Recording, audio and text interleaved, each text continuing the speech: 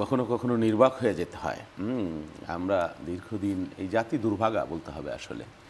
হ্যাঁ, মানে এত কিছু, এত রক্তপাত, এত কিছু আমরা শুধু মানে দিচ্ছি।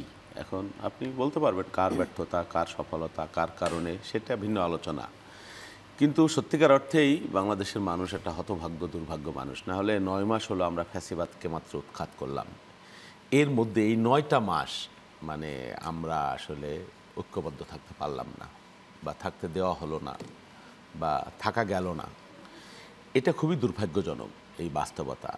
এখন ধরেন বাংলাদেশে আন্দোলন হচ্ছিল, এই ৯ মাসে যত আন্দোলন হয়েছে এটাও একটা নজিরবিহীন আন্দোলন। কিছু আন্দোলন আছে বাপদাদার আমলের পেন্ডিং আন্দোলন, সেগুলো এখন সামনে আসছে। কিছু আন্দোলন সরকার ক্রিয়েট করেছে।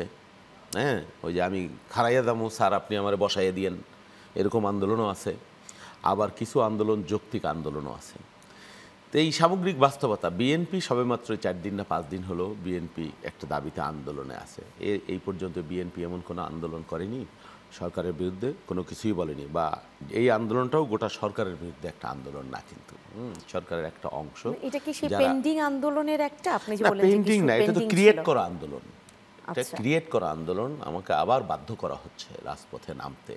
কি কারণে আমি নামবো? আমার কি মানে আমি কি এই 15 বছর বা 17 বছর আরামে আয়েসে ছিলাম যে শরীরে আমার জং ধরে গেছে, আমাকে রাজপথে আবার নামতে হবে? অত সুখের কোনো ব্যাপার না তো।